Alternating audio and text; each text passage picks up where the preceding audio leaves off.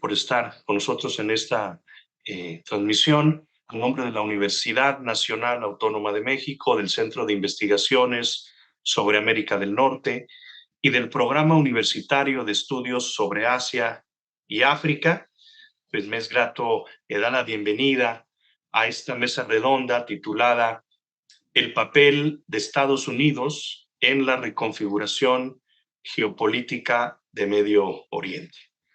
Esta mesa redonda es pertinente señalar que forma parte del curso Estados Unidos en la configuración geopolítica de Medio Oriente, coordinadores, doctora Alicia Gerón, doctor Roberto Cepeda. Les doy la bienvenida. Tenemos en esta ocasión la participación del doctor Juan Carlos Barrón Pastor, quien es investigador del CISAN en el área de estudios estratégicos, al mismo tiempo secretario académico del CISAN, del Centro de Investigaciones sobre América del Norte, de la Universidad Nacional Autónoma de México, además de ser profesor definitivo y expresidente de la Academia de Negocios Internacionales de la Facultad de Contaduría y Administración de la UNAM. Es doctor en Filosofía del Desarrollo Internacional y maestro de investigación en estudios del desarrollo.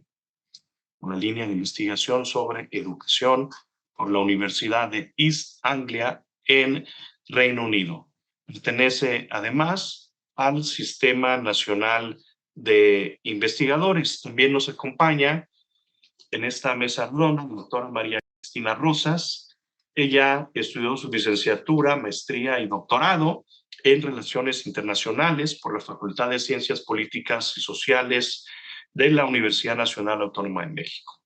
También cuenta con una maestría en Estudios de Paz y Resolución de Conflictos de la Universidad de Uppsala en Suecia, con una carrera de 34 años como profesora de tiempo completo en la Facultad de Ciencias Políticas y Sociales de la UNAM. Ha compartido su experiencia como docente en instituciones como el Colegio de la Defensa Nacional y el Centro de Estudios Superiores Navales de la Secretaría de la Marina Armada de México durante más de 30 años. Asimismo, pertenece al Sistema Nacional de Investigadores. También nos acompaña el doctor Moisés Garduño, profesor de la Facultad de Ciencias Políticas y Sociales de la UNAM y especialista en estudios sobre Oriente Medio. Actualmente realiza una estancia sabática del Colegio de México y además coordina el taller de estudios sobre Medio Oriente dentro de la Facultad de Ciencias Políticas y Sociales. Es miembro del Sistema Nacional de Investigadores nivel 2 y ha sido de los pocos académicos en ganar el Premio Universidad Nacional para Jóvenes Académicos de la UNAM en 2 ocasiones. En 2018 en el área de docencia en Ciencias Sociales y en 2022 en el área de investigación en Ciencias Sociales. Además, en 2022 fue galardonado como el Premio de Investigación para Jóvenes Investigadores en Ciencias Sociales de la distinguida Academia Mexicana de Ciencias. Y bueno, también nos acompaña la doctora Mariana Aparicio Ramírez, doctora en Ciencias Sociales por la Flaxo, México, profesora titular A de tiempo completo en el Centro de Relaciones Internacionales de la Facultad de Ciencias Políticas y Sociales, Universidad Nacional Autónoma de México, coordinadora del Observatorio de Relación Binacional México-Estados Unidos en la Facultad de Ciencias Políticas y Sociales de la UNAM, co-coordinadora del Grupo de Trabajo Estudios sobre Estados Unidos, Flaxo, miembro del Consejo Consultivo del Acervo Histórico Diplomático de la Secretaría de Relaciones Exteriores y del Editorial Board del International Studies Perspectives, Oxford University Press. Realizó estancia postdoctoral de investigación en el Centro de Investigaciones sobre América del Norte, ¿no? Entonces, estos son nuestros panelistas de lujo, de primer nivel académico, como ustedes lo acaban de ver en sus semblanzas, pues son profesores, profesoras de la UNAM con un nivel académico que les da esas credenciales para hablar de estos temas importantes, ¿no?, en el orden internacional. Sin más preámbulo, le doy la palabra al doctor Juan Carlos Barrón Pastor.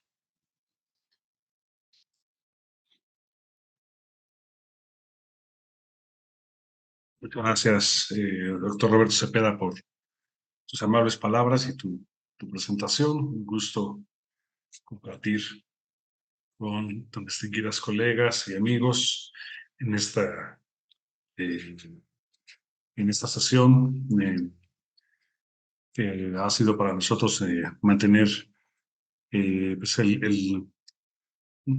una conversación importante que se dio en el marco eh, de este taller. Nos da gusto poder además hacer extensiva esta sesión hacia afuera de las aulas, pero pues bueno, manteniendo sobre todo nuestro compromiso con el Programa Universitario de Estudios sobre Asia y África, eh, y agradeciendo el papel importante que tuvieron las directoras. Muchísimas gracias a Alicia Girón y a Graciela Martínez Salce, que nos pudieron pues, conjuntar esfuerzos para un tema tan complejo como el de entender, por un lado, la situación en el Medio Oriente, y por otro lado, pues entender cómo desde Estados Unidos, quien desde el principio, pues bueno, como heredero de la administración de la colonia de las colonias británicas en el área, pues ha tenido un papel importantísimo.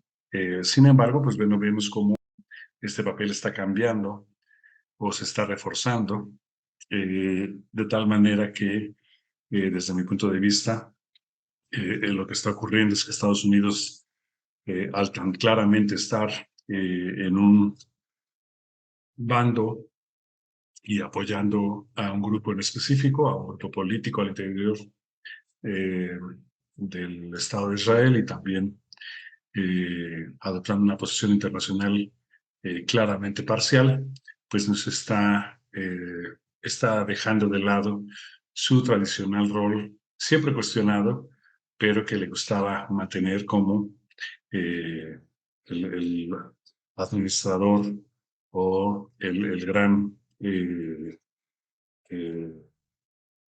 ente capaz de poner en la mesa a los rivales en Medio Oriente. Esa posición se ha ido debilitando a lo largo del siglo XXI, y ahora pues claramente estamos ante una problemática. Yo hablaré principalmente de Estados Unidos, le dejaré a mis colegas eh, internacionalistas la opinión sobre lo que está ocurriendo en territorio palestino, pero sí diré con claridad que aquí lo que estamos viendo pues es como eh, el, la, el gran potencial militar estadounidense se está viendo en todos los noticieros.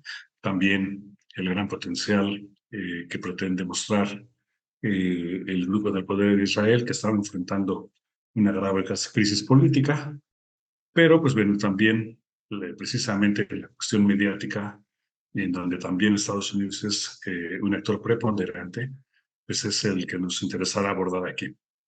Hemos visto que se está construyendo un espacio público digital internacional a partir del uso de redes sociodigitales. Ya tenemos antes la experiencia en las elecciones estadounidenses de Cambridge Analytica, en donde se utilizó un modelo psicométrico para la elaboración de mensajes orientados a despertar emociones negativas y positivas en el electorado. Y eso pues, nos permite ver cómo se ha transformado desde 2016 a la fecha y se ha profundizado la capacidad de estas tecnologías para participar con procesos infodémicos y psicopolíticos, que son los que hablaré aquí, para lograr que haya pues, una opinión pública a modo que permita la legitimación de acciones cada vez más barbáricas, como las que hemos visto en las últimas semanas, particularmente en el bombardeo de gas. Entonces, bueno, pues vemos aquí cómo estos espacios van por un lado, básicamente lo que tenemos es que redes sociodigitales como Facebook, como X, antes Twitter, Instagram, TikTok, etcétera, los usuarios, cuando entran en estos temas, adoptan una especie de ciudadanía digital en donde buscan participar y expresarse en esferas públicas a través de interacciones en estos espacios. Ellos buscan cada uno de nosotros como usuario, como cibernauta, entre las muchas facetas por las cuales entramos al ciberespacio, que será tema de otra conversación, pues una de ellas es nuestra faceta de ciudadanía digital internacional y que va poniéndose al tanto, va enterándose de lo que va ocurriendo en el mundo, va ocurriendo entre comillas, y al mismo tiempo usan esos espacios para la deliberación. Eh, ciertos actores preponderantes, actores políticos, en este caso de talla internacional, se incorporan a través de grupos de opinión, a través de bots, a través de organizaciones muy claras, se incorporan de manera invisibilizada en este debate y deliberan con los ciudadanos, de tal manera que pues, los actores políticos se encuentran, o al menos las organizaciones o empresas que contratan para ello, se encuentran en abierto diálogo con usuarios reales y van construyendo contextos para mantener a los usuarios de estas plataformas digitales inmersos en ciertos temas y dando seguimiento a lo que se presenta en ellas como problemáticas políticas dignas de ser consideradas como de interés ciudadano o de interés internacional. Dado que todos los actores políticos a nivel internacional están haciendo esto, y también todos los usuarios de las redes que hemos mencionado, pues se desatan procesos infodémicos. Infodemia, que también ha sido un tema que hemos abordado aquí, es una sobreabundancia de información que dificulta a la gente encontrar fuentes y guías confiables cuando son requeridas. Es decir, es tal la masividad de información, independientemente de que sea falsa o verdadera, de que sea correcta o no, independientemente de que estemos de acuerdo con ella o no, o que la fuente sea confiable, es tal la sobreabundancia de información que entonces empezamos a experimentar un conjunto de temas que hemos definido en otros espacios como patologías comunicativas de los internautas, ¿no? Es decir, vemos que a través de las redes de transmisión en el ciberespacio, como terreno de contagio, se viraliza información que se expresa a través de usuarios, a través de personas que no siempre podemos identificar su verificabilidad o si son personas, digamos, reales, o si se trata de personas contratadas para un fin, o aún más, como veremos más adelante, a través de la inteligencia artificial, la creación de nuevos actores que propician discusiones como si hubiera un ente real detrás, pero que no necesariamente lo hay. Entonces, la infodemia y la propaganda utilizan el espacio digital como un medio psicopolítico, en donde, entre otras cosas, se logra mantener en las distintas opiniones públicas la falsa sensación de que se cuenta con cierta comprensión sobre los eventos. Esta falsa idea de que estamos entendiendo lo que está pasando, dado que ni siquiera los expertos entendemos lo que está pasando a profundidad, pero el hecho de que en las redes haya este desdén, esta sensación que se sintetiza en el meme de ya me cansé de ser experto en fútbol, ahora voy a ser experto en Medio Oriente, ya me cansé de ser experto en política internacional, ahora voy a ser experto en cambio climático, pues esta sensación de certeza hace que ciertas personas vayan desencadenando narrativas con esta sensación de certidumbre, lo cual pues se disparan desde el acto político del usuario de elegir la fuente. Vamos viendo que las fuentes en sí, elegir una fuente u otra, va a ser una manera de fortalecer las emociones, tanto las positivas como las negativas, en torno a narrativas propias o que parecen como propias. Entonces, si ya McLuhan había dicho el medio es el mensaje, en tiempos de infodemia y polarización, esta frase ha adquirido más relevancia que nunca, porque elegir la plataforma y la fuente puede ser casi tan importante como decidir qué creencias serán reforzadas y qué aspectos de los supuestos adversarios políticos parecen irreconciliables. Entonces, vamos viendo que es toda la diferencia si nuestra credibilidad para formar nuestra opinión se la damos acá a Tucker Carlson o a Anderson Cooper. Nuestra opinión va a cambiar mucho si nos enteramos en RT o Sputnik, o si nos enteramos en New York Times o Washington Post, si nos enteramos en CNN, en Fox, en Al Jazeera. Y no solamente, pues, en las compañías informativas, sino también en las plataformas electrónicas que han venido a ocupar un espacio preponderante, ¿no? Que le mencionaba: Facebook, Instagram, X, Google, YouTube, TikTok, 4chan, 8chan, etcétera.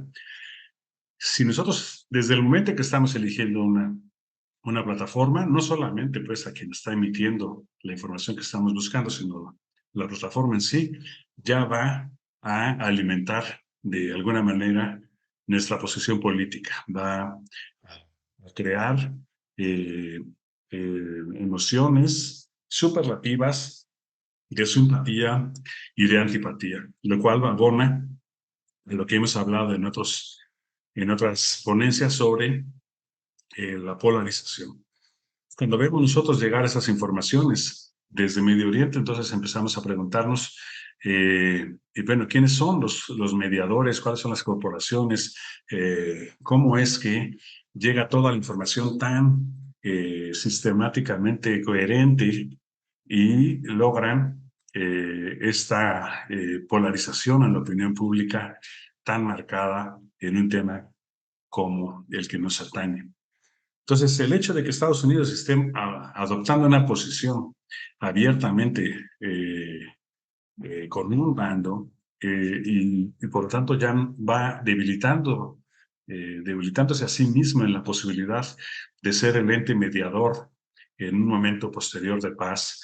Y, por ejemplo, en este momento que estamos viviendo la cumbre de la PEC y en donde toda la información viene a reforzar la idea de que Estados Unidos y China van a encontrarse en la PEC como casi como si estuvieran encontrándose Rocky y Drago, solo que en su versión china, hace que pues nosotros nos demos cuenta que lo que está ocurriendo es que Estados Unidos y las empresas estadounidenses líderes en estas materias están, tal vez consciente, tal vez no, están poniéndose claramente en un bando. En América Latina no es tan marcado esta reflexión porque tenemos todavía acceso, al menos en México, en las diferentes alternativas informativas internacionales, pero en espacios como Estados Unidos, Canadá y Europa, podemos constatar cómo cada vez cuesta más trabajo acceder a otras informaciones, y cuando se accede a ellas, pues siempre se hablará de propaganda rusa o china, según el caso. Quisiera terminar esta participación alertando de la importancia que está jugando la inteligencia artificial. Si nosotros sumamos la experiencia documentada en torno al caso de Cambridge Analytica que mencionaba, y a partir de esa experiencia inferimos el potencial uso de la llamada inteligencia artificial, por ejemplo, recordando aquella película en la que una niña sale con una mascota de los escombros y se logra mediáticamente, Dustin Hoffman en este caso, logra crear toda una historia en torno a una niña saliendo de los escombros en aquel momento en la guerra de los Balcanes. Pues ahora ya no es necesario poner toda la infraestructura, toda la escenografía hollywoodense. Ahora se puede realizar a través de inteligencia artificial, sustitución de videos, cuestiones altamente efectivas para promover ciertas emociones dentro de este espacio público. Entonces, estamos viendo en la actualidad que la inteligencia artificial está desarrollando chatbots y asistentes virtuales que interactúan con las personas que están participando en un chat. Estas personas pueden no saber que no están hablando con una persona, sino que es un chatbot. Y de una manera completamente integrada a la plataforma, hay una figura que se llaman sock puppets, marionetas de calcetín, que simulan a una persona con un perfil integrado, ya no como un bot vacío como solía ser hace unos 8 o 10 meses, sino ya toda velocidad está ocurriendo como un perfil completo, con redes de amistades, con fotografías, con todo lo que constituye un perfil, pero al servicio de ciertas opiniones o agendas políticas. Entonces, estamos en ese escenario, es un momento particularmente duro para nosotros, porque además conforme nos vamos enterando precisamente en los medios y estas compañías van obteniendo cada vez más recursos porque les funciona esa estrategia, pues no estamos ante el final de este proceso, sino en el principio. Y forma parte, pues, de esta guerra híbrida que estamos viviendo y que se le está librando actualmente en los medios, no solamente en noticieros, sino también en plataformas supuestamente diseñadas para el entretenimiento.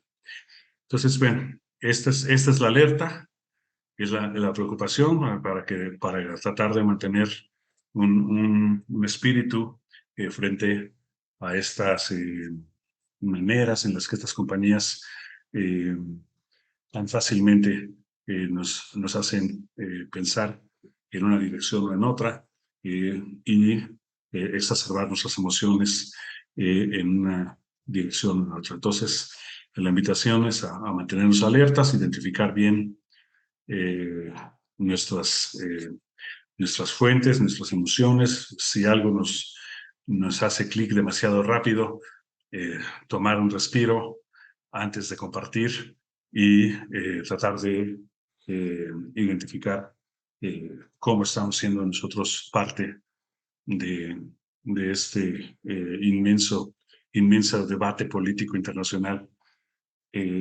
como el que se está dando en torno a los acontecimientos en Palestina. Aquí me detengo. Muchísimas gracias por esta oportunidad y pues bueno, dejo la voz a mis colegas. Adelante. Gracias, Juan Carlos, el doctor Juan Carlos Barrón Pastor, con esta disertación sobre pues, Estados Unidos, justamente el rol de Estados Unidos en la reconfiguración geopolítica de Medio Oriente. Yo destacaría el tema de la guerra híbrida, ¿no? Cómo la información, el manejo de información es un componente ahora también de estas guerras híbridas y yo creo que este análisis que nos aporta el doctor Barrón es sumamente importante para poder comprender lo que está sucediendo actualmente en este conflicto por allá en Medio Oriente. Le damos la voz ahora a la doctora María Cristina Rosas. Adelante, María Cristina. Muchas gracias. Buenas tardes. Saludo a la mesa, a los distinguidos colegas que nos acompañan. Agradezco nuevamente, como lo hice hace 8 días, al CISAN y al POEA, a la doctora Martínez Salce y a la doctora Alicia Girón por la invitación para participar en este curso. Y en aquella ocasión yo hice una descripción sobre la historia de la participación de Estados Unidos en la región, de su involucramiento, de la parcialidad que lo ha caracterizado y de acciones que ha emprendido en función de, obviamente, sus intereses instrumentales particulares. Algunas cosas que mencionamos, por ejemplo, cuando Estados Unidos desarrolló acciones mediadoras entre Israel y países árabes, por ejemplo, para negociar los acuerdos de Campo David, o por ejemplo, para los acuerdos de Oslo, o de manera más reciente con Trump, con los acuerdos de Abraham. Vemos el favoritismo de Estados Unidos hacia Israel. Se supone que los mediadores sí tienden a favorecer a una de las partes en una mediación, pero en el caso de Estados Unidos y sobre todo con Trump, vimos que era abierta la injerencia para favorecer a Israel. Recuerdan que también movió la embajada de Tel Aviv a Jerusalén, que salió de la UNESCO pretextando que era inadmisible que la UNESCO recibiera a Palestina como miembro. En fin, yo creo que parte de la crisis que estamos viviendo ahora se la debemos a Trump y a su yerno, ¿no? Porque fue el yerno el que anunció muchas de estas cosas de los acuerdos de Abraham. Pero miren, yo quiero centrarme hoy, no quiero repetir lo que hice hace 8 días, quiero hablarles más sobre un tema que no tuve oportunidad de abordar en aquella oportunidad o en aquella ocasión, y que es el de la carrera armamentista en Medio Oriente, que me parece relevante traerlo a colación, precisamente porque hay muchos elementos que involucran a Estados Unidos a través de la presencia de bases militares y alianzas que también gestionó. ¿Se acuerdan que hablábamos del Pacto de Bagdad, ese que se creó en plena Guerra Fría? Ya no existe, ¿no? Pero aparte de eso, pues la presencia de bases militares, de su flota en la región y las alianzas que mantiene favoreciendo a ciertos países de la zona, obviamente en detrimento de otros. Bueno, comienzo con el tema del gasto militar mundial. Y aquí yo les voy a pedir mirar con mucha atención los casos de Arabia y de Israel, ¿sí? Los datos que vemos aquí son los de CIPRI, del Instituto de Estocolmo de Investigación para la Paz, de su anuario más reciente, el CIPRI Yearbook de 2023. Y es muy interesante ver a los 15 países que tienen el mayor presupuesto bélico en el mundo. De nuevo, insistir, Estados Unidos encabeza la lista. Le sigue China. China ha cerrado la brecha muy rápido respecto a Estados Unidos. Y Rusia que estaba en cuarto lugar, ahora está en tercero, precisamente por el esfuerzo bélico que tiene que desarrollar a propósito del conflicto en Ucrania. Pero vean, después de Rusia está India y luego Arabia. Entonces, Arabia está en el quinto lugar, tiene el quinto mayor presupuesto militar a nivel mundial, y esto llama la atención cuando vemos arriba de quién está. Está arriba de países como el Reino Unido, Alemania, Francia, los europeos, ¿no? Israel se coló obviamente en esta estadística, está en el 15º lugar, y ahí pueden ver las proporciones que gastan los países de esta imagen en defensa. Esto pues es respecto al presupuesto militar mundial. Entonces, Saudi Arabia gasta el 3.3% del presupuesto militar mundial, Israel el 1%. Bueno, pero también el gasto en función del PIB. Ahí se catapulta Arabia como el país que más gasta en defensa en proporción del PIB. Estos son datos de 2019, pero de hecho se mantiene como el mayor gastador en defensa del mundo, seguido de Israel. Entonces ahí pueden ver que destina una parte importante del Producto Interno Bruto para la defensa, y luego, bueno, se colocan Rusia, Estados Unidos, Corea del Sur, por el problema que tiene con Corea del Norte, India, China, etc. Bueno, importante señalar que en el contexto de Medio Oriente, como lo explicamos hace 8 días, Israel ha sido un país muy favorecido por Estados Unidos. Comentamos que en especial después de la Guerra de los 6 días, cuando Israel mostró su valía como aliado estratégico de Estados Unidos para monitorear la región y tratar de impulsar los intereses de Estados Unidos en la región. Entonces, a partir de esa guerra de los 6 días, que decían los palestinos duró 6 minutos porque fue avasalladora la incursión bélica de Israel. A partir de ese momento, Israel empieza a recibir más y más cooperación de parte de Estados Unidos y de hecho tenemos la información de que hasta antes de que Rusia invadiera Ucrania, Israel era el privilegiado en lo que se refiere a asistencia militar estadounidense por encima de cualquier otro país, ¿no? Ucrania recibía asistencia, aquí ven los datos de 2020, poquita, ¿no? En realidad ahorita Ucrania es el número 1. Pero Israel siempre ha tenido esta connotación de ser el país más beneficiado por la asistencia militar de Estados Unidos. Aquí pueden, bueno, comparar, de hecho, el compromiso de Occidente con Ucrania. También hay cosas interesantes, ¿no? Estados Unidos privilegiando lo militar, la Unión Europea privilegiando lo humanitario o la asistencia financiera, y podemos ver divisiones entre los aliados, ¿no?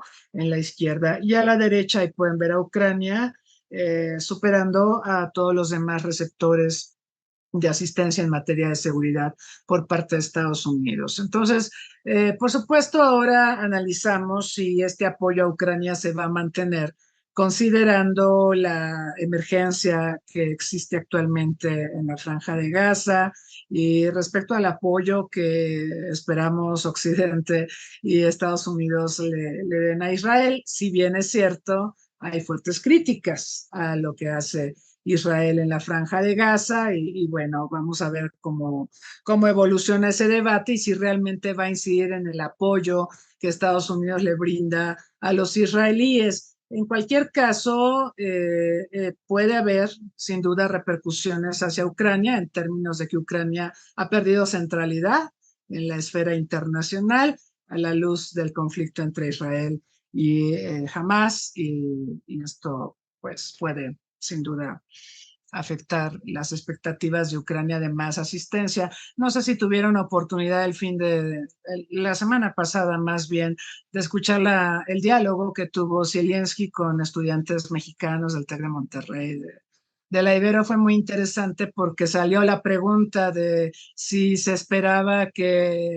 esperaba, Zelensky, que la asistencia proporcionada por Occidente decayera a la luz de la crisis entre Israel y Hamas en la Franja de Gaza, y él respondió que únicamente que lo que estaba pasando en Medio Oriente era una tragedia, pero no entró en mayores detalles. Bueno, en cualquier caso, Israel ha sido el consentido en lo que se refiere a asistencia militar y las condiciones actuales hablarían de que esa condición se mantendrá. Veremos en qué proporción.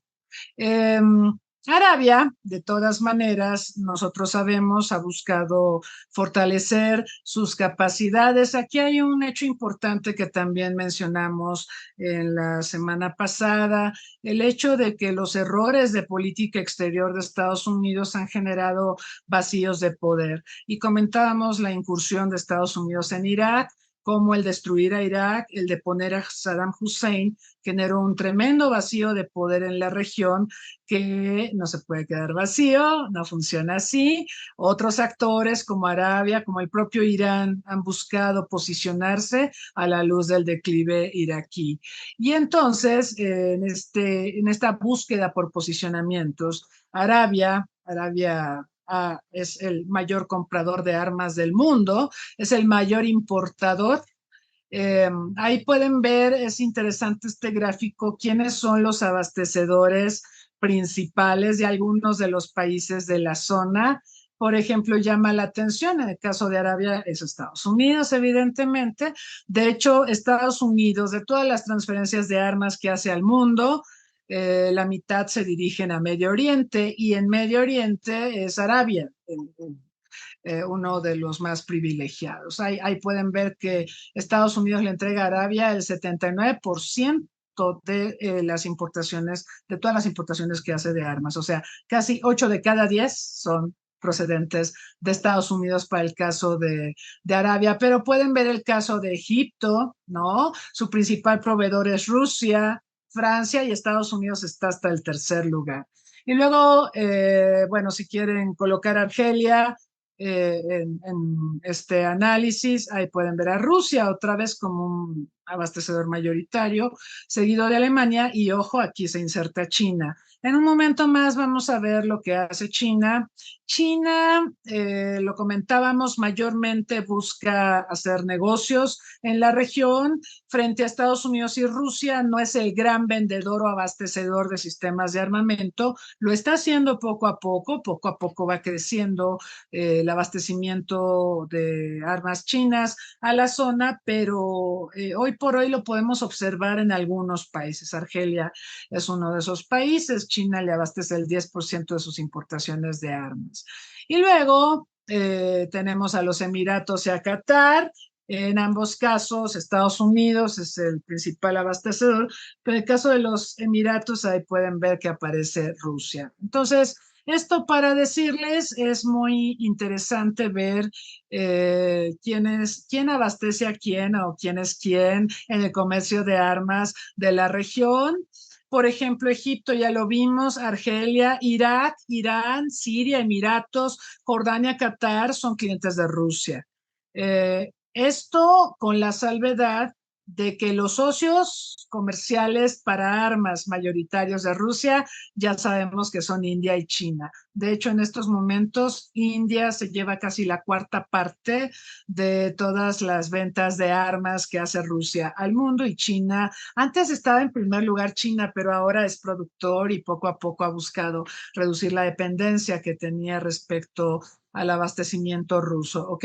Entonces es interesante ver estos giros. Entre India y China se llevan el 40% de todas las exportaciones de armas de Rusia, pero la región de Medio Oriente figura de manera prominente entre los clientes rusos. Este gráfico me parece fascinante porque aquí pueden ver cómo se ubican Estados Unidos y Rusia en lo que se refiere a la venta de armamento. Fíjense ustedes que cuando acabó la Guerra Fría, prácticamente esto benefició a Estados Unidos como vendedor de armas en el mundo, porque en Guerra Fría sí había una competencia y más o menos estaba repartido el mercado internacional. Estados Unidos cubría buena parte y la otra buena parte la cubrían los soviéticos, pero el colapso soviético sacó de la jugada en cierta forma a Rusia, pero evidentemente Rusia ha estado recuperando terreno. Así que este gráfico ilustra un poco lo que ha venido pasando. Estados Unidos es el que controla buena parte del comercio mundial de armamento, pero Rusia ha remontado y ahora tiene una tajada muy importante en el comercio de armas. Y otra cosa que quisiera destacar de este gráfico, se fijan que Estados Unidos, bueno, le vende armas a Medio Oriente, a Arabia, pero sus principales clientes también son países desarrollados. Ok, eso llama profundamente la atención. Vean a quién le vende Rusia. Rusia tiene esta preferencia por clientes del sur global, ¿no? Entonces, se reparten los mercados, ¿no? Y bueno, ya no voy a hablar de Wagner y de toda la presencia rusa en Siria y en África, pero sí, Rusia sobre todo es el abastecedor principal de o la zona exsoviética, algunas partes de la zona exsoviética o el sur global. Bueno, ¿y dónde está China? Miren, me encontré, estuve buscando informes, estudios, me encontré este estudio de RAND, de este think tank que está en Santa Mónica, en California, y que hace varios estudios, algunos muy tendenciosos, ¿verdad?, sobre los temas de seguridad de Estados Unidos, pero este me pareció interesante porque ahí pueden ver cómo China parece que está aplicando una estrategia similar a la rusa, ¿no? Hacer sus ventas de armamento. Eso que dice Chinese PSC son en compañías privadas de seguridad.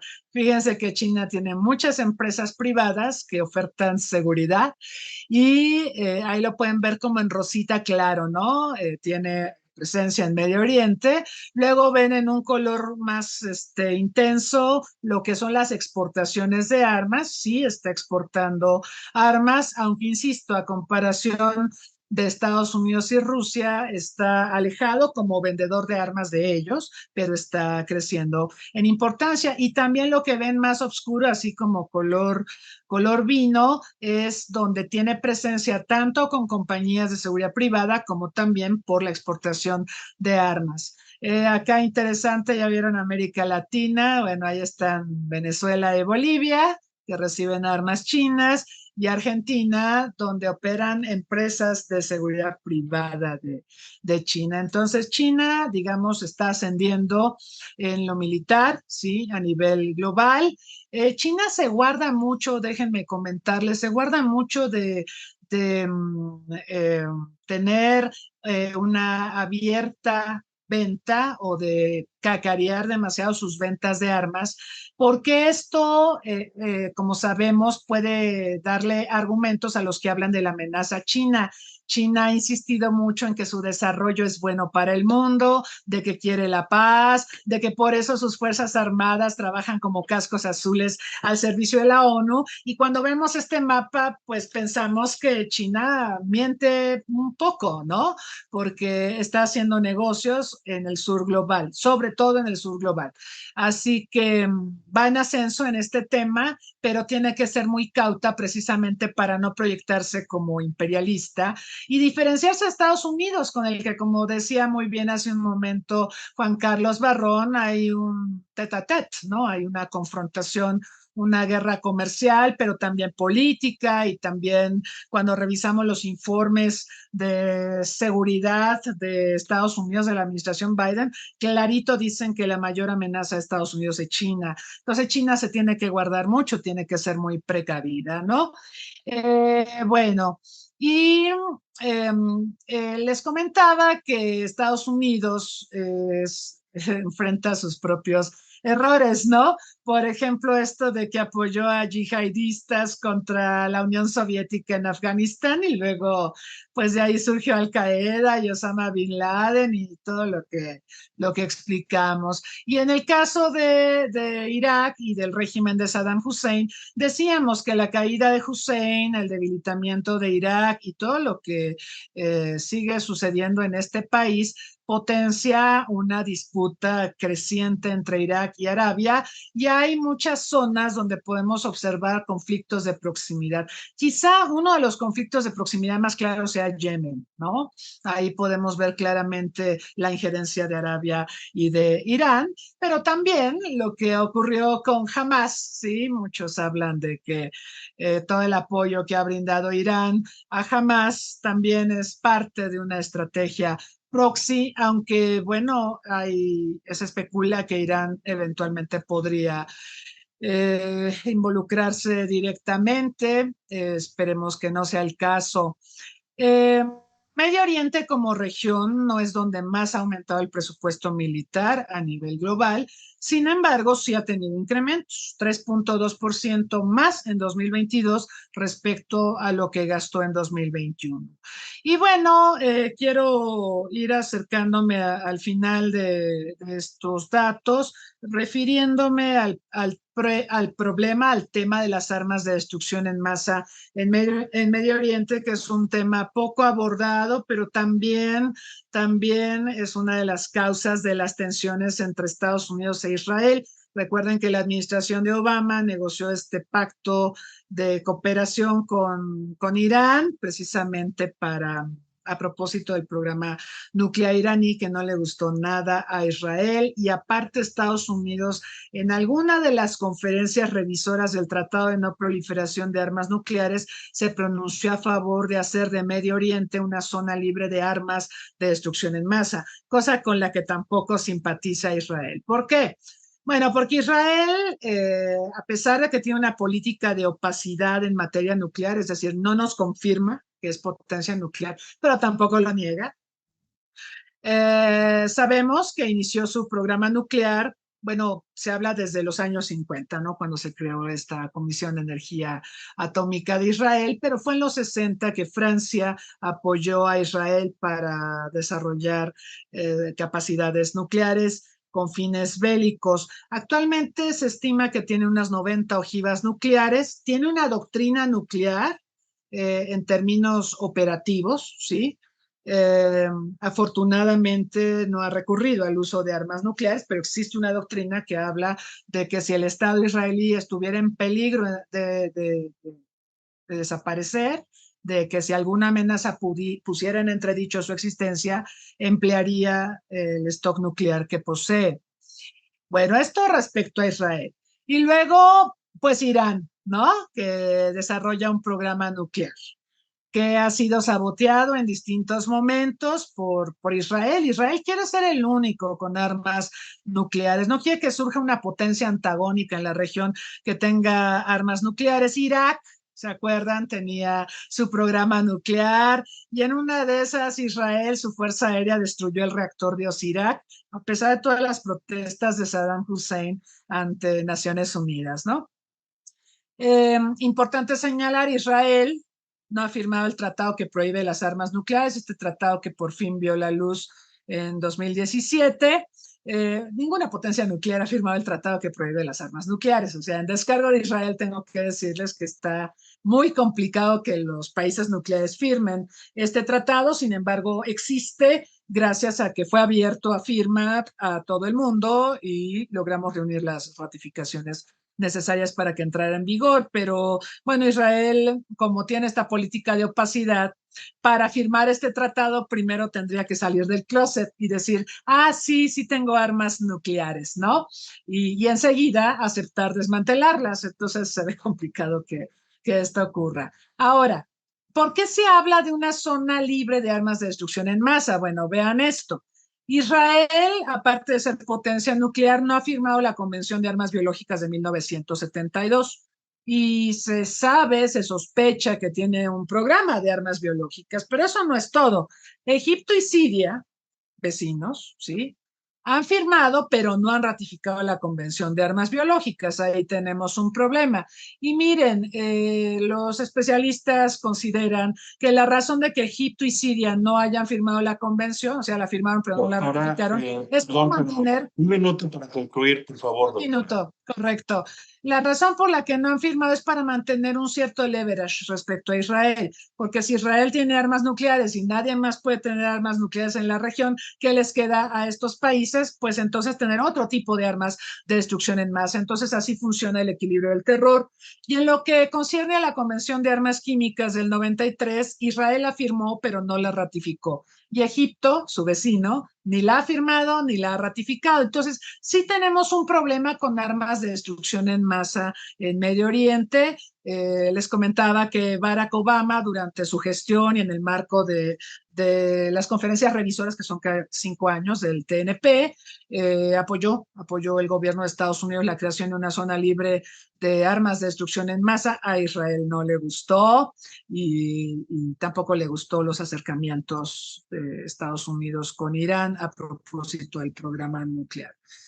Y bueno, como les decía, es difícil desnuclearizar a Israel y también es difícil que los otros países renuncien a sus programas de armas químicas o de armas biológicas. Termino con esto. La región, hace un momento Juan Carlos Barrón hablaba de las guerras híbridas y de las guerras de información, pero también tenemos que hablar de las ciberarmas. La región de Medio Oriente es pionera en el desarrollo de la primera ciberarma, según los expertos, que fue Stuxnet. Esta ciberarma fue creada conjuntamente por Estados Unidos e Israel entre 2009 y 2010 para retardar, para demorar el programa nuclear de Irán. Aquí está mal, el programa nuclear iraní. Stuxnet fue introducido, parece ser que con un USB a la central nuclear de Natanz, y trastornó el funcionamiento de las centrifugadoras hasta que colapsaron. ¿Sí? O sea, lo interesante es Stuxnet, para ponerlo en términos comprensibles, es que un gusano, ¿sí? Que atacó en el mundo virtual, destruyó centrifugadoras en el mundo real. Eso es gravísimo, ¿sí? Porque sienta un precedente para muchas otras cosas. Por supuesto, hacer Stuxnet no fue fácil, no tengo el tiempo para explicarlo, tomó bastantes meses, requirió una fuerte inversión de recursos materiales y humanos para hacer posible este virus, y se prefirió usar Stuxnet para retardar el programa nuclear iraní, porque la alternativa era bombardear a Irán, y eso pues habría creado muchos problemas políticos a Israel, por supuesto, que era el que se supone bombardearía, ¿no? Y al propio Estados Unidos. Así que, bueno, para la discusión, decir, Medio Oriente es una zona fuertemente militarizada, posiblemente la zona más militarizada a nivel mundial. Los esfuerzos para reducir, para acotar la carrera armamentista han consistido básicamente en impedir el surgimiento de una potencia nuclear en la región, además de Israel, y las reticencias de países del área para asignar o ratificar convenciones existentes para abonar al nacimiento de una zona libre de armas de destrucción en masa son mayúsculas. Medio Oriente es una zona con preponderancia en lo que se refiere a tráfico y abastecimiento de sistemas de armamento de Estados Unidos y Rusia. Cada país agarra su chambelán.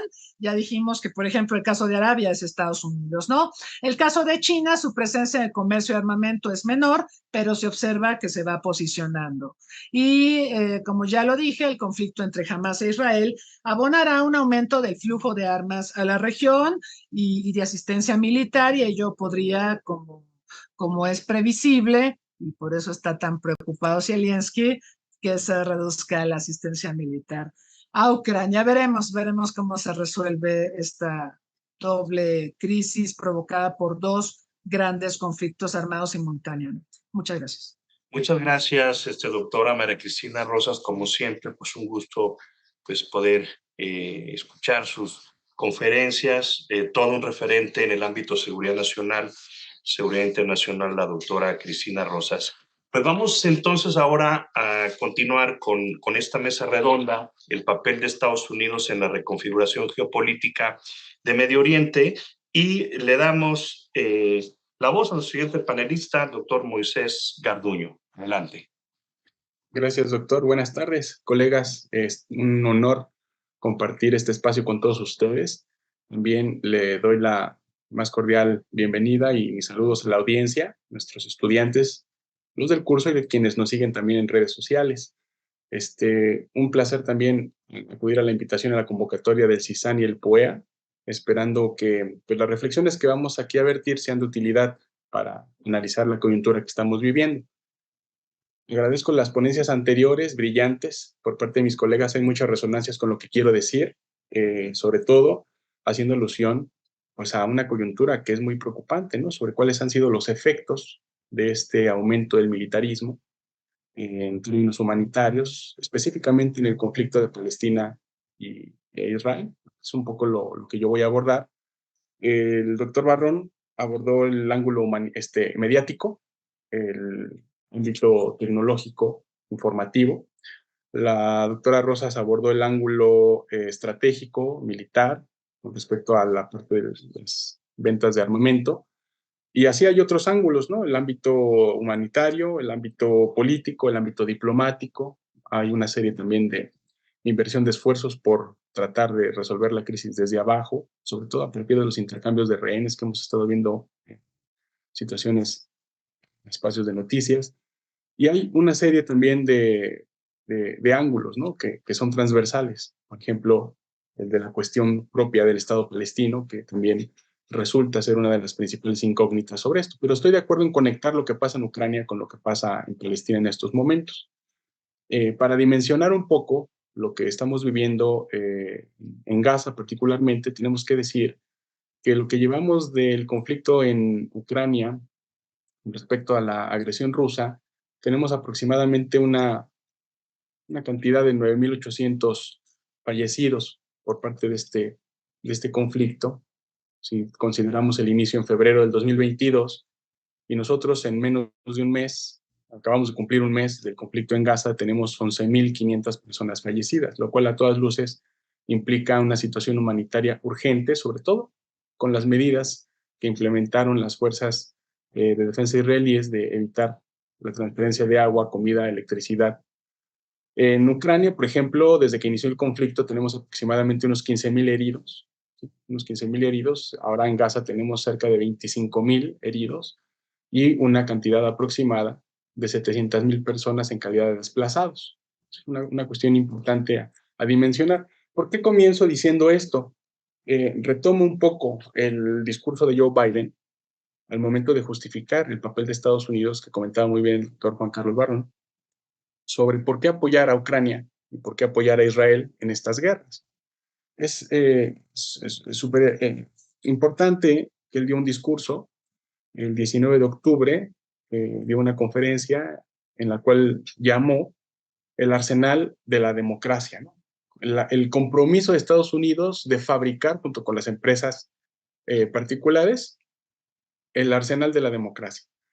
Y en su discurso, efectivamente, él decía que estaba muy feliz de provocar, de coadyuvar a la fabricación del armamento que podría ayudar a seguir manteniendo y defendiendo la democracia en el mundo. Pero si nosotros revisamos algunos documentos, incluso ya citados por la doctora Rosas aquí, partiendo de la famosísima declaración de Robert Kennedy Jr., de por qué a Israel se le consideraba un actor estratégico para Estados Unidos, Robert Kennedy dice, Israel es considerado incluso como un portaaviones de los Estados Unidos en el Medio Oriente. Eso fue lo que consideró él. Él decía que si Israel desapareciera, entonces los BRICS y compañía se apoderarían aproximadamente del 90% del petróleo a nivel mundial y eso constituiría una catástrofe para los Estados Unidos. Cierro la cita. Eso fueron palabras estrictas y fidedignas de Robert Kennedy Jr. En ese sentido, revisando algunos documentos del CIPRI, vemos que Estados Unidos en realidad pues, ha estado enviando armamento a países que son considerados por los propios institutos estadounidenses como Freedom House, como no democracias, o democracias, digamos, fallidas o, como le dicen, imperfectas. Por ejemplo, de los 46 conflictos que estaban abiertos en el año 2022, en 34 participaba Estados Unidos, enviando armamento a naciones como bien dijo la doctora Rosas, Arabia Saudita, pero también Emiratos Árabes Unidos, algunos países africanos, ¿verdad? Considerando, por ejemplo, el caso de Arabia Saudita, que con tal de seguirle vendiendo armamento en el año 2016, Estados Unidos no dijo absolutamente nada a propósito del asesinato de Jamal Khashoggi, por ejemplo. Por decir un ejemplo claro y concreto sobre cómo esto que dice Biden sobre el arsenal para las democracias y para la defensa de la democracia, pues es más bien una salida narrativa, un intento de salida en términos de relato, de poder justificar, ¿no?, el avance. Lo importante aquí es que todos estos conflictos, Ucrania, Gaza, están redituando altos porcentajes de plusvalía, de beneficios económicos a las empresas armamentistas. Como bien comentaron la doctora Rosas aquí en su intervención, rusas de todo el mundo en general, pero particularmente Estados Unidos, que controla cerca del 48% del mercado global. Empresas como Raytheon, por ejemplo, ya tienen beneficios solamente de lo que ha pasado en los últimos días, en este mes 10% más de utilidades, solamente en este mes, de lo que ha pasado en Gaza, por las solicitudes extraordinarias que Joe Biden pidió al Congreso para apoyar a Ucrania y a Israel, con aproximadamente una cantidad de $100,000 millones extraordinarios, ¿no? 60,000 millones me parece que van a ir para Ucrania, el resto para Israel y otros aliados estratégicos. Valdría la pena, en este sentido, hacernos la pregunta de qué pasa también con aquellas empresas como estas y su papel al momento de dotar armamento a actores no estatales. Por actores no estatales me refiero a grupos como Hamas, a grupos islamistas, que incluso se han beneficiado no solamente de armamento ruso, chino, como bien lo decía la doctora Rosa, sino también con base en datos del Wall Street Journal, un periodista, Angel Rasmussen, ¿sí?, empresas incluso estadounidenses, armamento estadounidense, ha ido a parar a manos de Hamas a través de una fuerte y grande red de corrupción ucraniana, que al momento de recibir armamento proveniente de la gran parte de Europa Occidental, aliados de la OTAN y de Estados Unidos, en lugar de utilizarlo en el campo, lo revenden y con eso tratan de huir del país, con lo cual hay un mercado negro de armamento que sí, ciertamente es muy difícil de documentar, pero que nos puede ayudar a en elementos generales, a comprender por qué movimientos como Hamas pues ya no son los mismos de ahora a lo que eran hace 20 años. El nivel de armamento, la operación que ejecutó Hamas el 7 de octubre contra algunos asentamientos israelíes, efectivamente llevó no solamente meses de planeación, sino años de planeación y sobre todo de preparación. Pero lo que sorprende al momento de estar haciendo estos análisis es que la lógica militar de Hamas haya logrado continuar los embates y las reacciones a lo que el ejército israelí ha venido haciendo en estos 30 días. En ese sentido, el comentario introductorio que acabo de hacer lo voy a conectar con el análisis de la lógica militar dentro de Israel y de la lógica militar de Gaza para ver más o menos cuál es como el meollo de este asunto en términos estratégicos. La lógica militar israelí, sí, evidentemente fue seguir una reacción de bombardear de manera, yo diría, abrumadora, incluso violentando varios mecanismos internacionales, la Franja de Gaza. Como les decía, ahorita ya llevamos no solamente 11,000 personas muertas, sino 51 periodistas también perecidos y un staff de 80 personas de Naciones Unidas, que Naciones Unidas declaró que es el número más alto de personal de Naciones Unidas jamás visto, que ha caído en un conflicto a lo largo de la historia de la organización. Evidentemente, lo que intenta hacer Israel en estos momentos es, con Netanyahu al frente, bombardear toda la zona del norte para tratar de desplazar al menos a la mitad de la población de Gaza, lo cual estamos hablando de 1 millón de personas aproximadamente hacia el sur.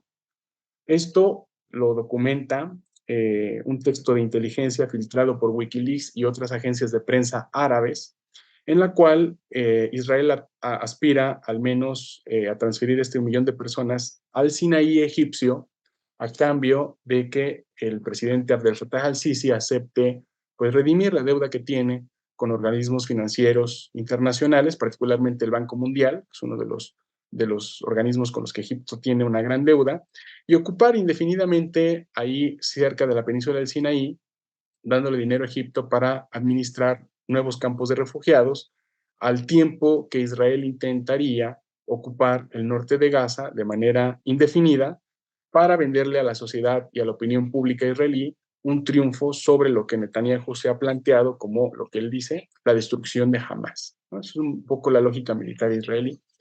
Lo que se critica en estos momentos, y es algo que vamos a analizar hacia el final de la charla, es ver si Israel está cometiendo crímenes de guerra en esta incursión militar, al haber despedazado ya la mitad de la red hospitalaria de toda la franja, particularmente el Hospital Al-Shifa, que es uno de los más importantes de la franja, diciendo que ahí se encuentran los cuarteles de Hamas e incluso, pasando a segundo término, por cierto, la existencia de los rehenes que tomó Hamas en la operación del 7 de octubre.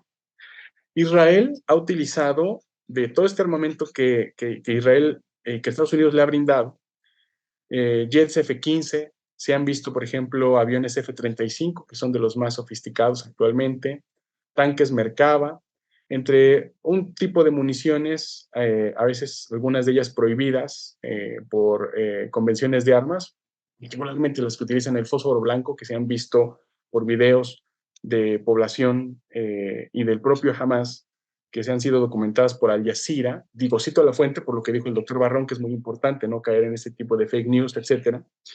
Y después de bombardear un poco para lo que se dice vulgarmente como aplanar el terreno, lo que sostiene Israel es tratar de avanzar con artillería, infantería y drones al territorio bombardeado, aplanar los túneles y declarar la victoria sobre Hamas, ¿no? Lo que tenemos hasta ahorita es que los resultados no le han favorecido del todo a Israel debido a la lógica militar que ha seguido Hamas de una estrategia de guerra de guerrillas. En un mes, Israel no ha podido demostrar ante la opinión pública el asesinato o la detención de un miembro siquiera de la estructura de la alta política de Hamas, como Abu Obeida, por ejemplo, que es la figura de los videos. Israel ha perdido aproximadamente 800 soldados en un mes Y en el periodo tan solo del 2 al 9 de noviembre, el número de tanques por imágenes satelitales documentadas por periódicos árabes, sobre todo Al Jazeera árabe, ha disminuido de 393 tanques a 295 tanques, lo cual al tratarse de una operación de ofensiva implica que Israel no ha retirado los tanques, sino se presume que estos tanques han sido destruidos con ayuda de explosivos tanto de producción artesanal como de aquellos más sofisticados, cuya procedencia no sabemos, pero que han sido transmitidos en vivo incluso a través de pequeños videos que han estado viralizando, sobre todo redes como Instagram, como Telegram, como Twitter, o ahora X, junto con audios, videos y fotografías de los líderes de Hamas. ¿Cuál es la lógica militar de todo esto? Es muy interesante porque eso implicaría que Hamas intenta arrastrar a Israel a una guerra de guerrillas siguiendo los modelos en los que cayó Estados Unidos en Afganistán, en Fallujah, en Irak, e incluso también los que cayeron unos soviéticos en el Afganistán de los años 80. La preparación ideológica y estratégica que está llevando a cabo Hamas muestra que hay una preparación para una guerra larga, como ellos mismos lo han dicho, con la no, digamos, involucramiento directo de actores como Hezbollah o Irán, como bien lo comentó la doctora Rosas, pero sí por lo menos con la apertura de frentes de presión que puedan ayudar a conseguir este tipo de objetivos militares. Esto es más o menos un escenario, el escenario estratégico que estamos viendo, que se analiza poco porque de repente vemos tanta violencia que no podemos comprender exactamente a qué se debe, por qué están ahí, y sobre todo, pues porque ha muerto muchísima gente, que incluso puede ser algo totalmente contraproducente para el propio ejército israelí. La última reflexión que voy a hacer va a ser con respecto a la parte humanitaria y al respecto de la parte jurídica.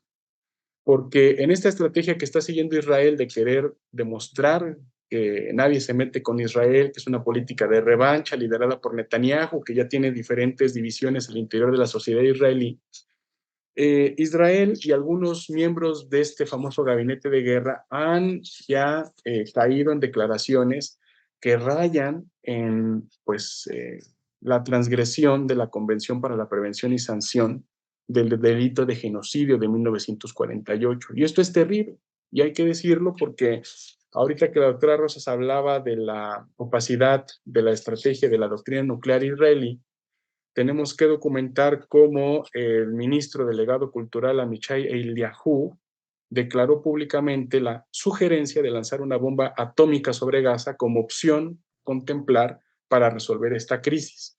Ciertamente Netanyahu cesó de sus funciones a este ministro, pero la declaración constituye también una violación a los principios de distinción y de proporción que el derecho humanitario, el derecho internacional humanitario, pues exhorta que las partes involucradas en un conflicto respeten, con lo cual, pues este ministro está haciendo gala de este tipo de cosas para incentivar una matanza sin distinción entre civiles y militares.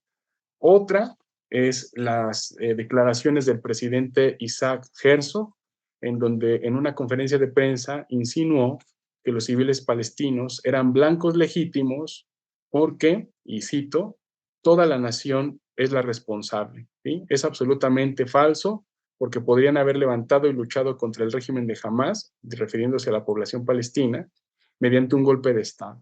Entonces, por lo tanto, dice él, son cómplices de lo que ha hecho Hamas el 7 de octubre. ¿No? Entre muchas otras declaraciones y discursos de odio que se manejan en panfletos, en lengua árabe, en lengua hebrea, lo cual yo quiero decirle a la audiencia que es muy importante de dar seguimiento, porque lo que nos llega en la mayoría de nuestras redes sociales nos llega en lengua inglesa, y el ejército israelí, así como Hamas, tienen formas específicas de dirigirse a la audiencia internacional en lengua inglesa. Pero cuando se utilizan la lengua árabe y el hebreo en las condiciones del campo, se utilizan discursos de odio de ambas partes, lo cual evidentemente genera una especie de ira por parte de los actores en conflicto, llevando a los políticos en el gobierno israelí hacer este tipo de declaraciones, ¿no? La última que voy a comentar, que se me termine el tiempo, es la de, por ejemplo, el ministro de Agricultura, ¿sí? Avi Dicher, quien mencionó que lo que estábamos viviendo en estos momentos en Gaza no es otra cosa más que una nueva calamidad. Lo que estamos desplegando en Gaza, dice el ministro de Agricultura, es una nueva catástrofe. Nakba en árabe quiere decir catástrofe. Una nueva catástrofe que desde el punto de vista operativo es necesario de librar porque son las cosas que nosotros debemos hacer para ganar esta guerra contra el mal. En fin, no voy a citar las declaraciones del Netanyahu cuando cita la Biblia y un pasaje específico para matar hombres, mujeres, infantes, lactantes, etcétera, porque esto ya constituye también otra transgresión y me llevaría tiempo explicarlo, pero evidentemente estamos viendo que este despliegue de venta de armamento, esta incursión en la Franja de Gaza, esta competencia por el mercado global de armamentos, tienen consecuencias muy serias contra la población que vive en los territorios donde son desplegadas esas armas.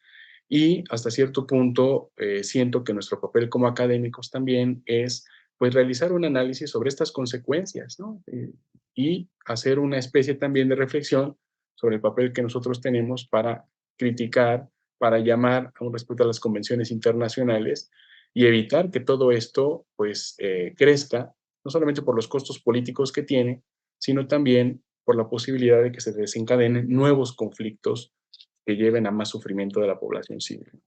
Evidentemente esto también se experimentó en Ucrania, pero la diferencia que yo veo es que Rusia, citando al profesor Farid Cajat de la Universidad de Perú, transfiere población al Donbass, militariza la zona del Donbass y hay una movilización en el ámbito internacional para sancionar a Rusia. Israel transfiere también población a lo largo de muchos años en Cisjordania, militariza la zona, impone un muro que es ilegal ante una opinión consultiva de la Corte Penal Internacional y a lo largo de la historia no ha habido ni una sola sanción para Israel, tal como la ha habido cuando Rusia ha transgredido convenciones internacionales o resoluciones de Naciones Unidas. En Kuwait lo invadieron de manera inmediata. Rusia también lo sacaron del Consejo de Derechos Humanos de Naciones Unidas. Pero Israel se ve claro este apoyo que mencionaban mis colegas, no solamente desde el punto de vista armamentista, sino también un apoyo claro en organismos internacionales como el Consejo de Seguridad de Naciones Unidas. Es un poco para deconstruir esta narrativa con la que empecé la presentación del arsenal de las democracias por parte de Joe Biden, 19 de octubre del 2023. Bueno, yo aquí corto mi participación y quedo pendiente de comentarios, preguntas o sugerencias. Gracias, colegas. Muchas gracias al doctor Moisés Garduño por su excelente participación en esta mesa redonda, el papel de Estados Unidos en la reconfiguración geopolítica de Medio Oriente. Y para darle continuidad, vamos a escuchar a la doctora Mariana Aparicio. Muchas gracias, doctor Roberto Cepeda. Primero, buenas tardes a todas y todos por que nos ven en las redes sociales y a los miembros del curso. También agradecer la invitación de la doctora Alicia Girón del POA y también de la doctora Graciela Martínez Alce del CISAN. Al CISAN yo le tengo un cariño muy especial porque fue la primera vez que toqué suelo pumita. Bueno, también agradecerle a las y los colegas por sus ponencias que en efecto son brillantes, como bien establece el doctor Cepeda, y que me permiten, como siempre, el último en una mesa, le toca un poco difícil el negocio, dado que ya se han establecido algunos puntos, pero a partir de lo vertido por mis colegas, yo quisiera justo centrarme en la política interna de Estados Unidos, pero con un giro distinto a lo que hizo el doctor Barrón y también que está vinculado sobre cada vez mayores críticas si Israel está cometiendo justo crímenes de guerra, como bien apuntó el doctor Garduño. Y esto tiene que ver con la movilización social a nivel internacional, pero también al interno de Estados Unidos, lo cual, pues bueno, yo me hice una pregunta cuando recibí la invitación sobre qué pasa con la compleja posición, si es que hay, de la política exterior de Estados Unidos en el conflicto Israel-Gaza. Voy a citar una opinión publicada en el Washington Post el 31 de octubre de este año por el secretario de Estado Anthony Blinken en el Washington Post al respecto de esta situación, y cito: "No tenemos que elegir entre defender a Israel y ayudar a los civiles palestinos. Podemos y debemos hacer ambas cosas. Es la única manera de mantenernos firmes al lado de uno de nuestros aliados más cercanos y proteger vidas inocentes, defender las reglas del juego internacional que, en última instancia, benefician al pueblo estadounidense y preservar el único camino viable hacia la paz y una seguridad duraderas para israelíes y palestinos. 2 estados para 2 pueblos". Cierro esta cita. Esta es, les decía, el primer párrafo del Departamento de Estado, en la página del Departamento de Estado de Estados Unidos, sobre las últimas actualizaciones del conflicto Israel-Hamás, misma que corresponde, les decía, al secretario de Estado Anthony Blinken. En la nota se establece la relevancia de la ayuda militar para aliados y socios comerciales. Específicamente, se hace referencia a la petición del 20 de octubre del presidente Biden sobre la aprobación del financiamiento, el cual ha calificado Blinken como vital para la seguridad nacional de Estados Unidos. Blinken sugiere que un rápido apoyo bipartidista del Congreso permite, en sus palabras, y cito textual, seguir apoyando a Ucrania en la defensa de su democracia, su tierra y su pueblo contra la guerra de agresión de Rusia, reforzar la posición de Estados Unidos en una competencia estratégica cada vez más intensa con China y garantizará que podamos ayudar a Israel a defenderse al tiempo que ayudamos a los civiles palestinos atrapados en el fuego cruzado de Hamás. Cierro cita textual. Todas estas acciones, sugiere Blinken, seguirán mostrando la firme determinación de Estados Unidos en apoyar aliados y socios y algo que ya mencionaba el doctor Garduño, hacer frente a autócratas y terroristas, que también forma parte del discurso de la nación del presidente Biden en las elecciones intermedias en Estados Unidos, lo cual, dice Blinken, puede defender un orden internacional que salvaguarde los intereses y valores de Estados Unidos. Pero para ello me gustaría hacer 2 cuestiones en estos minutos asignados. Hay que identificar la posición de la administración Biden en la región y, a reserva de lo que haya desarrollado la doctora Rosas, yo no tuve la fortuna de estar la sesión anterior, espero no repetir lo que ya se ha vertido. Me gustaría llamar la atención en dos puntos principales, sobre todo la posición que tiene sobre la región el National Security Strategy, específicamente el primero en 2021 sobre la orientación estratégica provisional, renovar las ventajas de América, en donde Estados Unidos mantiene sus compromisos con la seguridad de Israel, al mismo tiempo que busca promover su integración con sus vecinos y retomar un papel como promotor de una solución viable de 2 estados, ¿no? Poco bien, como decía la doctora Rosas, aquí hay un discurso, al menos un discurso político, de ser el puente de negociación para la viabilidad de lo que sugiere, al menos en los documentos y las fuentes primarias de Estados Unidos, una forma de mantener la paz en la zona, pero sobre todo salvaguardar los derechos y los intereses de Estados Unidos en la región y de su socio más importante. En la Estrategia de Seguridad Nacional de Biden y Harris en 2022, que es el último documento publicado, todavía no ha sido publicado el 2023, se sugiere que en la política exterior de Estados Unidos durante las 2 últimas décadas se ha centrado principalmente en las amenazas provenientes de Medio Oriente y el norte de África, a partir de la implementación de políticas centradas en lo militar, sin considerar los costos de oportunidad para otras prioridades globales con consecuencias imprevistas. Estados Unidos propone un nuevo marco que prioriza la creación de asociaciones, coaliciones y alianzas para reforzar la disuasión y al mismo tiempo utilizar la diplomacia para la reducción de conflictos, ¿no? Esto ya veníamos identificándolo como una estrategia, al menos en seguridad internacional, de la administración Biden, y que también tiene un correlato, algunos autores lo sugieren y analistas también, como parte de la crisis de hegemonía de Estados Unidos ya en el siglo XXI. En el marco contempla 5 principios, quisiera mencionarlos solo brevemente para apuntarlos al análisis. 1, Estados Unidos apoyará y fortalecerá sus relaciones con aquellos países que se adhieran al orden internacional basado en normas que Estados Unidos, ¿no?, ha sido a la cabeza, y se asegurará que estos países se puedan defender de las amenazas externas.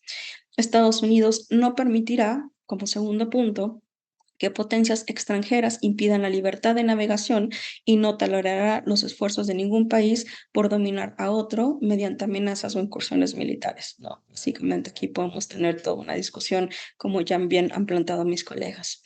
El tercer punto sugiere que a pesar que Estados Unidos se refuerce por disuadir las amenazas a la estabilidad regional, se trabajará por disminuir las tensiones y poner fin a los conflictos siempre cuando sea viable por la vía diplomática. Y aquí subrayo viable por la vía diplomática. Cuarto punto, Estados Unidos promoverá la integración a partir de las conexiones políticas, económicas y de seguridad entre sus socios. Y quinto, promoverá los derechos humanos y los valores consagrados en la Carta de Naciones Unidas. Como bien apuntaba el profesor Garduño, pues podemos ampliamente cuestionar este punto. Por lo tanto, ¿no?, la estrategia de Estados Unidos, de acuerdo a este documento de la administración actual, busca ampliar y profundizar los crecientes lazos de Israel con sus vecinos y otros estados árabes, con el propósito de mantener un compromiso con la seguridad. Entonces, la pregunta es, si Estados Unidos busca, al menos en sus documentos establecidos, una solución viable de 2 estados que preserven el futuro de Israel como Estado judío y democrático, al tiempo que satisfaga las aspiraciones palestinas de un Estado propio, seguro y viable, tal como declaró el presidente Biden durante su visita a Cisjordania en julio de 2022, 2 estados, ¿no?, que seguramente ya ha desarrollado la doctora Rosas, pero retomarlo, según las líneas de 1967, con Cáceres mutuamente acordados, siguen siendo, desde la perspectiva de la administración de Estados Unidos, la mejor forma de establecer la seguridad, prosperidad, libertad y democracia, tanto palestinos como para israelíes, ¿no? Si la pregunta es 2 estados, ¿no? No es nuestra, digamos, no compete aquí decir que no se ha hecho y que se ha hecho. Creo que eso implicaría una larga discusión, pero me llevó esta pregunta: si hay, claro, un trabajo previo, hay una línea desde la década del 60 sobre lo que se busca establecer en este conflicto, ¿por qué entonces es posible preguntarse sobre esta compleja y hasta diría incómoda posición de la política exterior de Estados Unidos en este conflicto? Y en realidad, y tiene que ver con la política interna, estamos a punto de tener otra vez un shutdown, ¿no?, en Estados Unidos. Algunos congresistas abogan por financiar solo algunas partes de la petición del presidente Biden. Por ejemplo, suprimir toda la propuesta de ayuda humanitaria a la población de Gaza, ¿no?, a la población civil de Gaza. Grave, nos dice, y cito textual, sería un grave error, puesto que agravaría el sufrimiento de más de 2.000 millones de civiles palestinos, incluidas mujeres, niños, ancianos, personas con discapacidad y otras poblaciones vulnerables, que no tienen nada que ver con los ataques de Hamas. Socavará la seguridad de Israel y la estabilidad regional, y agravará problemas y riesgos que acabarán costando a los contribuyentes estadounidenses muchas magnitudes más con el tiempo. Llamo la atención en 2 puntos importantes: presupuesto y contribuyentes de Estados Unidos en un conflicto de muchas décadas. En efecto, el presidente de Estados Unidos ha declarado que asegurará que Israel tenga lo necesario para defender a su pueblo frente a todas las amenazas, incluidas, entre otros países, a Irán y demás países, ¿no? Desde el momento que Hamas atacó 1.400 personas en Israel, entre ellas al menos 35 ciudadanos estadounidenses y más de 230 rehenes, pues han afirmado o han sustentado la declaración del presidente Biden, ¿no? Que el derecho de Israel, y de hecho sugirió que es su obligación defenderse e impedir que jamás vuelva a llevar a cabo un ataque similar. Sin embargo, y aquí pongo el acento, la compleja posición estriba en la forma en que Israel se defiende. Eso es lo que importa, o al menos es lo que deberíamos estarnos preguntando en la comunidad internacional. De acuerdo con las declaraciones de la administración Biden, y cito textual, los civiles palestinos no son culpables de las atrocidades de Hamas ni de la grave crisis humanitaria de Gaza, también son víctimas. Como ocurre con cualquier civil en conflicto indistinto. Por lo cual es importante proteger la vida de los palestinos. Y aquí la pregunta es ¿cómo? ¿No? Si consideramos el argumento anterior sobre la posición de algunos congresistas que abogan por la propuesta de suprimir toda la ayuda humanitaria a la población civil de Gaza, ya que no existe, desde su visión, certidumbre de que ésta sea utilizada por Hamas en la franja, porque desde la visión de Occidente, Hamas utiliza a civiles como escudos humanos y lanza cohetes desde hospitales, escuelas y edificios residenciales, todo lo cual pareciera que es justificable el apoyo no humanitario a Gaza. Al menos eso es lo que pasa en los discursos. Entonces, si esto implica no flujo de alimentos, agua, medicina, combustible y otras ayuda humanitaria en Gaza, es a todas luces contracorriente a las necesidades que la ayuda humanitaria dice a nivel internacional, ¿no? No solamente las necesidades actuales deben ser cubiertas, sino que debieran aumentar de forma inmediata y significativa. ¿Para qué? Para que los civiles palestinos puedan tener ayuda humanitaria esencial. De hecho, una parte interesante ha sido la participación de Alemania, ¿no? En la negociación de este puente. Y que implica entonces un trabajo diplomático para salvaguardar los emplazamientos humanitarios, es decir, la necesidad de pausas humanitarias para estos fines. Entonces, desde la perspectiva de Biden es imperativo, por un lado, proteger civiles palestinos, facilitar ayuda humanitaria, ¿no? Pero mantener la defensa de Israel, ¿no? ¿Qué es entonces este punto complejo? Y por eso yo me preguntaba sobre la difícil posición en política exterior. Ahora bien, si es entonces un tema, o así es vendido, al menos en el discurso, como un tema tributario, como un tema de financiamiento, pero de apoyo absoluto a Israel, pasando por el tamiz de la comunidad internacional y las movilizaciones sociales en pro de los civiles palestinos, ¿cuál es entonces la opinión pública de Estados Unidos respecto a este conflicto, sobre todo vislumbrando que va a ser uno de los tantos temas que parte la seguridad internacional fundamental en las votaciones de los electores a presidencia de Estados Unidos? Y aquí me quedan 2 minutos, solo quisiera apuntar que recientemente se publicó por la Universidad de Maryland, junto con Ipsos, una encuesta sobre cuestiones críticas que tiene que ver con el papel de Estados Unidos y la percepción de la administración Biden. Y la encuesta no preguntaba a actitudes en guerra general, ¿no? O sea, aquí no está Rusia-Ucrania, sino específicamente sobre la cuestión palestino-israel. Y esta encuesta se realizó el 20 y el 22 de octubre, o sea, relativamente reciente. Y la publicó a mucho más general, la Brookings Institution, que tiene un margen de error del 3.3%. Entonces es significativa, ¿no? En términos de la confianza estadística. Si me permite, doctor Cepeda, me tomaré solo 2 minutos más para dejar algunos Adelante, sí. Muchas gracias. Que tiene este resultado de esta encuesta y que de nuevo me estoy concentrando en la política interna de Estados Unidos, ¿no? Sobre cuestiones económicas y electorales. En primer lugar, lo que identifica esta encuesta es que en la cuestión Israel-Palestino sigue dividida de acuerdo a su signo partidista, ¿no? Con una mayoría vez mayor de republicanos que quieren que Estados Unidos se incline hacia Israel, mientras que hay una mayoría cada vez menor de demócratas que quiere que Estados Unidos no se incline a ninguna de las partes, ¿no? Lo que quieren inclinarse hacia Israel aumentan desde el mes pasado, desde el junio pasado, que fue la última vez, ¿no?, que se preguntó en esta misma encuesta.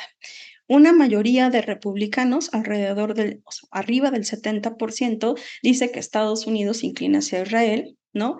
Respecto en junio, que el 47% alrededor decía que Estados Unidos tenía que apoyar a Israel, mientras que la mayoría de demócratas dice, ¿no?, cercano al 60%, que Estados Unidos no quiere que se incline a ninguno de los bandos. De hecho, ¿no?, hay un descenso de esta posición demócrata en junio pasado alrededor del 74%. ¿Qué pasa con los independientes? ¿No? Que ese va a ser un punto muy interesante si esta tendencia sigue y más del un poquito arriba del 50% de los independientes tampoco quería que Estados Unidos se inclinara hacia ninguno de los bandos, ¿no? Mientras que los que quieren que Estados Unidos se pongan al lado de los palestinos han mantenido relativamente constantes se identifica, o esta encuesta identifica, que no solo entre republicanos, sino también demócratas, pasa, ¿no?, del 13.7 en junio, o sea, unos meses atrás, y del ataque de Hamas, a un 30.9%. También hay un aumento de los independientes, es decir, que los que no se reconocen con ningún partido político, tanto demócrata como republicano, en octubre ya son alrededor del 37.9%. ¿Por qué digo que es importante las estadísticas y la opinión pública respecto al tema? Porque eso también tiene una vinculación directa con los congresistas y con lo que es posible el apoyo militar y económico que Estados Unidos puede proveer a Israel, no solamente Israel, bueno, pero en este caso en particular, o a Ucrania, ¿no? En segundo lugar, incluyendo a demócratas independientes, establecen que el presidente Biden es demasiado pro-israelí, ¿no? Dicen, y otros dicen, ¿no?, que es demasiado pro-palestino, mientras que hay una gran pluralidad de una posición más o menos correcta, ¿no? Entonces, digamos, el 40% de los encuestados dicen no saber si Biden es demasiado pro-palestino o pro-israelí, ¿no? Entre los republicanos, el 8% dice que Biden es demasiado pro-israelí, el 27% dice que es demasiado pro-palestino, ¿no? Y otro 26% dice que su posición es más o menos correcta. Y entre los demócratas, el 25% alrededor dice que es demasiado pro-israelí, el 1.2% dice que es demasiado pro-palestino, y los independientes, ¿no?, el 36.4% dice que es correcta.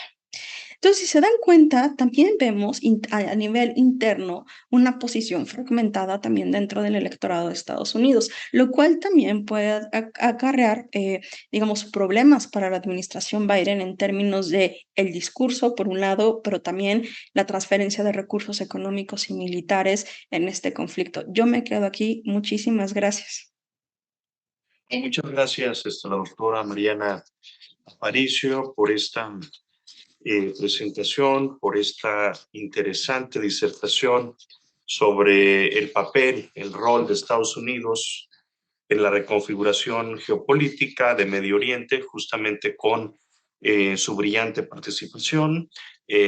Concluimos esta ronda de presentaciones. Sobre todo, me gustaría hacer una ronda final donde se recojan justamente algunos comentarios entre los integrantes de este excelente panel, esta excelente mesa redonda, mejor dicho, de análisis sobre ese tema, ¿no? Diversas perspectivas. Yo únicamente pues destacaría que para comprender lo que está pasando justamente en el conflicto Israel-Hamás, habría que entender más allá de todo lo que pasa en el Medio Oriente, ¿no?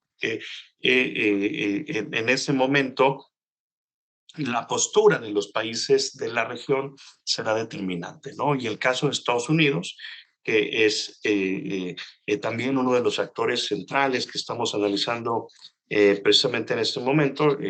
Miramos todo el tema de la política exterior, un poco de política interna de Estados Unidos, de la doctora Aparicio, esa una brillante presentación del doctor Barrón al inicio, el doctor Juan Carlos Barrón, que nos hablaba también el papel de la infodemia, ¿no? Principalmente los medios de comunicación en Estados Unidos. Yo únicamente diría, bueno, que esto nos da una comprensión más integral, completa, y nos proporciona herramientas para poder comprender desde una perspectiva académica, pero también sin hacer a un lado la información coyuntural que nos presentan los medios de comunicación masiva, y más bien discriminar justamente toda esa información, como diría Juan Carlos, y ver justamente lo que está sucediendo en esa región del mundo, ¿no? Destacar también desde la perspectiva de las relaciones internacionales como el rol de Estados Unidos como potencia hegemónica ha pasado en los últimos 20, 30 años a un sistema más bien multipolar, ¿no? Y esto nos ayuda también a entender lo que está pasando en diversas regiones del mundo, ¿no? Cómo vendrán las guerras, ¿no? Me gustó mucho el concepto de guerra híbrida que mencionó Juan Carlos, y yo le pediría un poquito también que nos hablara un poco al respecto. Y bueno, sin más preámbulo, porque obviamente nos gustaría escuchar las reflexiones finales de nuestros panelistas, y alrededor de 2 minutos, si les parece, les parece bien, para hacer una ronda final, y seguimos el orden justamente de presentación de esta mesa redonda. Adelante, Juan Carlos. Gracias, doctor Cepeda, pues interesantísimo. Ha sido, no sé si puedo decir un placer, eso es una paradoja, ¿no? Porque por un lado, pues escuchar pues a quienes trabajan estos temas de diferentes perspectivas, eso produce un cierto placer. El dolor que producen esos temas es el que pues cuesta trabajo expresarse bien, pero bueno, agradecer todas las participaciones, el aprendizaje que nos deja cada una de las perspectivas. Yo solamente recalcaría a que las estrategias del grupo en el poder en el Estado de Israel han sido, pues, las estrategias propagandísticas del uso de medios han sido, pues, legendarias, ¿no? Es toda una gran historia sobre cómo se utiliza la propaganda en uno y otro, en otro bando. Cuesta trabajo ante el horror tratar de pensar y tratar de mantener una perspectiva en la cual podamos comprender desde las ciencias sociales, desde las interdisciplinas, eh, un, un, un genocidio, una limpieza étnica en proceso. Y entonces, pues claro, y además, pues bueno, más aún cuando nos encontramos frente a que el hecho de decirlo, pues hace que haya una descalificación demoledora en medios hegemónicos. Y pues bueno, pues valoro muchísimo que tengamos este espacio en la Universidad Nacional Autónoma de México para poder expresar con libertad sobre esta situación. Entonces, la estrategia propagandística de la zona ha sido pues legendaria, decía yo. Estamos ante una renovación, que es la que traté de enfocar en mi participación, entender que no se están siguiendo modelos clásicos como a veces quisiéramos fácilmente creer, sino que estamos ante una innovación de la estrategia mediática como herramienta para la construcción de la opinión pública y por lo tanto para la legitimación de acciones que, pues bueno, es importante desde aquí rechazar en toda su, de manera tajante y no caer en la tentación de justificar de alguna manera lo que está ocurriendo, sino tratar de entender. Y desde la perspectiva así, del uso de redes, del uso de los medios, de cómo está generándose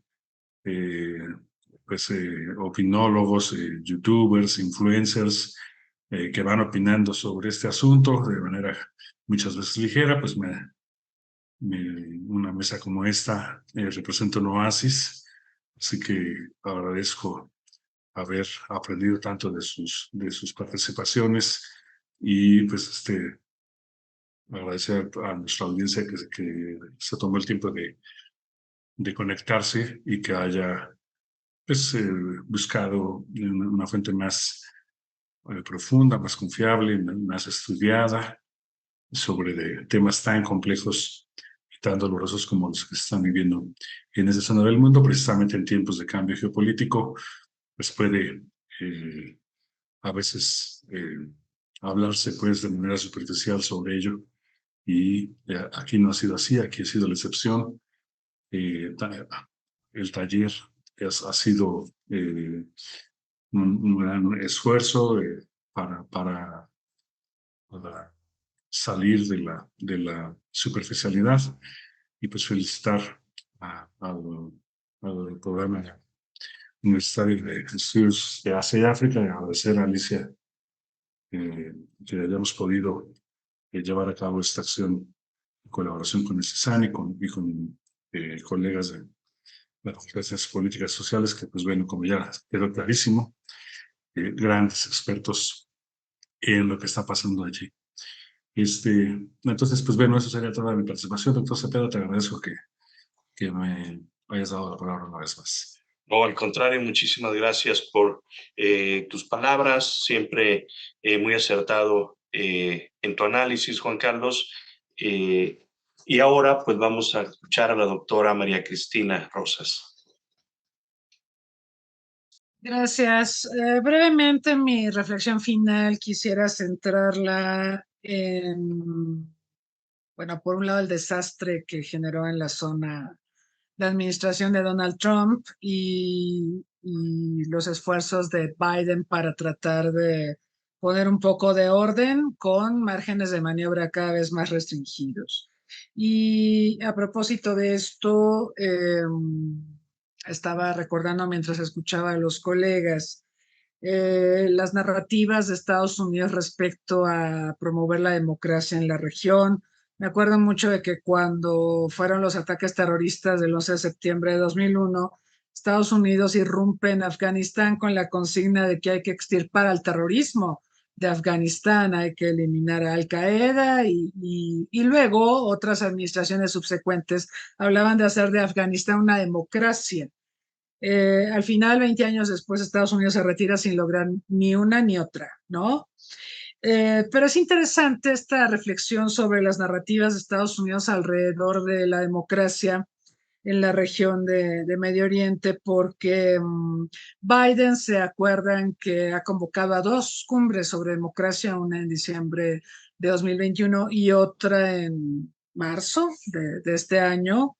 Cumbres en las que se supone él habla para el mundo en aras de reforzar la democracia, pero también habla internamente para un poco afianzar a las instituciones democráticas que pisoteó Donald Trump. Pero creo que estas cumbres que han sido virtuales, la segunda fue híbrida, pero han sido mayormente virtuales, no han rendido el resultado esperado. Creo que la segunda cumbre para la democracia de este año pasó sin pena y sin gloria, prácticamente sin que fuera comentada o vista, y son cumbres donde están excluidos buena parte de los países de la región. O sea, se hablaba de que para la segunda cumbre, la de este año, Estados Unidos estaba reconsiderando invitar a Israel, al final sí lo invitó, pero no invitó prácticamente a nadie de la península de Arabia, ni a Omán, ni a Qatar, ni a los Emiratos, ni a la propia Arabia. Entonces, por un lado, Estados Unidos quiere convocar y quiere proyectar liderazgo y quiere vendernos que el sistema que él sustenta es el mejor y quiere transmitir este mensaje cuando creo que Estados Unidos no está en condiciones de perfilarse como un modelo a seguir. Yo creo que el daño de la administración Trump es muy, muy fuerte. Y por otro lado, también me quedé pensando en que no obstante esta convocatoria para fortalecer a la democracia, estas dos convocatorias, la de diciembre de 2021 y la más reciente, a mí me parece un poco risible que se piense o se aspire a que un país, el que sea, ¿sí? Rusia, China, el que sea Arabia, cambie su conducta antidemocrática para recibir una invitación a un encuentro virtual liderado por Estados Unidos. A mí me parece absurdo y yo creo que este es el tipo de cosas que muestran el declive de Estados Unidos, ¿no? Algo que le gusta mucho, lo comentamos hace 8 días, algo que le gusta mucho a los países de la región, a las monarquías, por ejemplo, es que China llega a hacer negocios con ellas y nunca cuestiona su régimen político. Nunca está diciendo, pero es que ustedes no son democráticos. Ay, los derechos de la mujer. Ay, la situación de las mujeres, de las niñas. Nunca China llega así. China es bastante pragmática, digo, por supuesto es un régimen autoritario y tiene muchos temas de derechos humanos, pero algo que le gusta a las monarquías en Medio Oriente es que no llega China a cuestionarlas como sí lo hace, por ejemplo, Biden. Entonces, creo que es muy interesante la manera en que se van posicionando diversos actores, un Estados Unidos que trata de mantener esta narrativa pro democracia, pero cada vez con menor sustento, y por otro lado, países que tienen cierto atractivo, como podría ser China en lo comercial y en las inversiones. Gracias.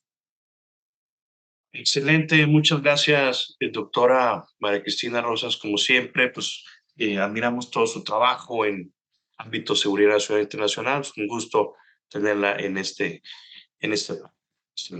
gracias. Vamos a escuchar ahora a el doctor Moisés Garduño. Adelante. Gracias, doctor. Pues yo solo quisiera también puntualizar sobre el papel que ha desempeñado América Latina en esta crisis coyuntural y contemplarla con respecto a otras conductas que ha tenido en crisis similares. Por ejemplo, cuando Estados Unidos invadió a Irak, o al menos evitó que Saddam Hussein invadiera Kuwait en esa primera intervención, pues pasar a la invasión del año 2003. Yo recuerdo, por ejemplo, que el papel de Naciones Unidas, con resoluciones incluso criticando a Saddam Hussein, apoyaron mucho a Estados Unidos en ese 1990-91. Se considera como la primera guerra del Golfo, o segunda, si la vemos como la guerra Irán-Irak, como fue la primera. Había todavía gente dentro de Kuwait que esperaba a los Marines con brazos abiertos y con pancartas diciendo que abrazaban la libertad que daba Estados Unidos a los kuwaitíes. Pero en épocas ya más recientes, en años más recientes, las resoluciones de Naciones Unidas han sido muy contundentes, aunque no son vinculantes, pero sí son orientativas con respecto a, por ejemplo, la última que declara los asentamientos israelíes como ilegales. Ya son 120 los votos con respecto a declararlos ilegales. Y dentro de esas votaciones, los países de América Latina, con excepciones como de Guatemala y Paraguay, que son los únicos que han votado en contra, todos han votado a favor y han condenado de una manera directa el abuso del uso de la fuerza israelí. Yo creo que el papel que han desempeñado gobiernos como el colombiano han sido sumamente directos al momento de secundar, por ejemplo, una acusación que ya hay en contra de Benjamín Netanyahu ante la Corte Penal Internacional, la cual impulsó Argelia, y ahora que vamos a tener un juez también, no en la Corte Penal, Corte Internacional de Justicia, son como dos mecanismos paralelos con los cuales poder, pues más o menos, no tomar partida de uno u otro lado, sino hacer valer el sistema jurídico del cual todos somos parte, y que, bien o mal, ha sido uno de los mecanismos que nuestro país y muchos países de América Latina, pues nos hemos colgado de ese para también fortalecer nuestra propia seguridad, ¿no? Somos vecinos de una potencia nuclear, tuvimos que firmar los acuerdos de Tlatelolco, que más o menos pudiéramos blindarnos frente a posibles amenazas de este tipo. Y no es cosa menor, pues hubo una crisis de los misiles ahí hace años, ¿no? En Cuba, o sea, no son cosas menores las firmas de este tipo de mecanismos de derecho internacional. Y me parece que este viraje que está teniendo América Latina, sí, es muy importante de considerar.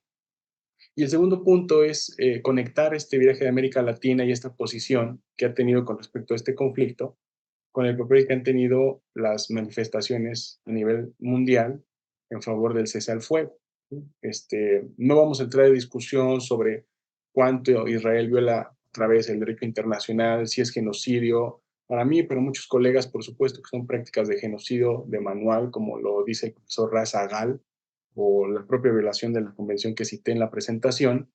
Pero lo importante es ver también que hay una opinión de la sociedad civil a nivel internacional con movilizaciones históricas, como la que aconteció hace 11 días en Washington, o la de Londres, que sacó más de 1 millón de personas, exactamente del mismo calibre que ocurrió cuando Estados Unidos invadió Irak y Afganistán, con el grito de no a la guerra, que fue un movimiento global que sí resonó y que de cierta manera pues deslegitimó el papel que desempeñó Estados Unidos en aquel momento. Lo mismo estamos viendo o algo parecido estamos viendo de la forma en la que se deslegitima las acciones militares israelíes, lo que ellos llaman maniobras terrestres. Y todo esto me parece importante ponerlo en discusión junto con análisis como los que mis colegas el día de hoy y convocados aquí por el doctor Roberto Cepeda, el CISAN y el PUEA, acabamos de hacer en algo que en algunas universidades en Europa y Estados Unidos no están teniendo, que es la libertad de expresión, la libertad de cátedra y la libertad de poder condenar lo que nosotros queramos con argumentos y con fuentes bien argumentables. Es decir, en Francia se prohibió la manifestación a favor del cese al fuego, en Israel se prohíbe ondear la bandera palestina, en otras ciudades de Europa también se ha prohibido hacer lugares en espacios públicos y me parece que es digno de celebrar, aunque es fuerte el tema que estamos tocando, como bien dice el doctor Juan Carlos Barrón, es digno de celebrar que tengamos este espacio de crítica argumentativa, académica, crítica, que la UNAM nos pueda dar esta oportunidad para beneficio de nuestros estudiantes, que a final de cuentas son los que yo siento que son los más beneficiados de todo esto, para poder comprender cómo cambia el mundo, cómo nosotros estamos cambiando con él, las formas en las que nos comunicamos con él, sentimos con él y en las que tenemos que vivir en él pese a estos conflictos. Yo solo diría esos dos comentarios, doctor. Muchas gracias nuevamente por la oportunidad. No, al contrario, muchas gracias, doctor Moisés Garduño, los grandes especialistas, expertos en Medio Oriente de la Universidad Nacional Autónoma de México. Y bueno, para cerrar esta ronda final de participaciones, precisamente de esta mesa redonda, que ha sido pues muy rica, muy fructífera, hemos aprendido mucho, sobre todo para poder entender el rol de Estados Unidos en la configuración geopolítica de Medio Oriente. Vamos a escuchar a la doctora Mariana Aparicio. Muchas gracias, doctor Cepeda. Ya decía, siempre el último es más difícil decir algo en ese sentido. Agradezco muchísimo la posibilidad al PUEA y al CISAN por este diálogo. Es absolutamente relevante. Bien señalaba el doctor Garduño, hay muchos lugares en el mundo donde no es posible decirlo verbalmente y llamar, ¿no? Llamar al diálogo y establecer que nos duelen estos momentos, ¿no? Yo creo que parte de nuestra responsabilidad como ciudadanos del mundo, si se quiere así, en este marco de globalización y a pesar y a través de todos los, digamos, los saldos negativos que nos trajo la pandemia, que teníamos esa esperanza que el mundo fuera distinto, pero parece que hay cosas que se mantienen constantes y aún con la pandemia y con todas las personas que se fueron, pues hay una constante de la humanidad y nuestro objetivo tendría que conocer cuáles son las posiciones de cada uno de los países y las personas son libres de tomar la decisión de apoyar el que consideren oportuno de acuerdo a sus pensamientos, intereses, costumbres, ¿no? De ahí la libertad de poder dialogar. Pero yo quisiera poner el acento en ¿cuáles serán las implicaciones que tenga justo esa movilización, aquella que pueda de la comunidad internacional, ¿no? Cómo este llamamiento en algunos países de la sociedad civil puede modificar o al menos presionar, al menos modificar ligeramente la posición de los países. Es cierto, los países tienen el derecho de la legítima de defensa, pero no a costa de vidas civiles, de vidas humanas, con ese nivel de violencia. Creo que hay una cuestión que queda claro a lo largo de este siglo XXI y es la reducción del poder suave en términos hegemónicos de Estados Unidos. Lo que contrapelo pareciera que el discurso político de Estados Unidos sobre cualquier posición de política internacional era sine qua non de un apoyo absoluto por la comunidad internacional. Hoy pasa por el tamiz del cuestionamiento de países aliados, socios y países del sur global. Y creo que eso es algo que es importante reconocer porque en efecto estamos en un mundo en constante cambio y ese cambio parte también por entender esa parte del mundo que desde Occidente a veces se nos hace tan complejo comprenderla porque no nos tomamos a la tarea de conocerla. Muchísimas gracias. Gracias a la doctora Mariana Aparicio. Bueno, pues intervenciones de primer nivel en esta mesa redonda para poder comprender el rol, el papel de Estados Unidos en la reconfiguración geopolítica de Medio Oriente y que esto justamente forma parte de un curso promovido por la UNAM, por el PUEA, por el CISAN, ¿sí? Con esa libertad de cátedra, libertad de pensamiento y libertad de expresión. Si no hay otra intervención de parte de nuestros distinguidas panelistas, entonces me permito cerrar, dar por concluido precisamente pues esta mesa redonda titulada El rol de Estados Unidos en la reconfiguración geopolítica de Medio Oriente, ¿no? En nombre de la UNAM, del CISAN, del PUEA, soy Roberto Cepeda, y les agradezco la atención.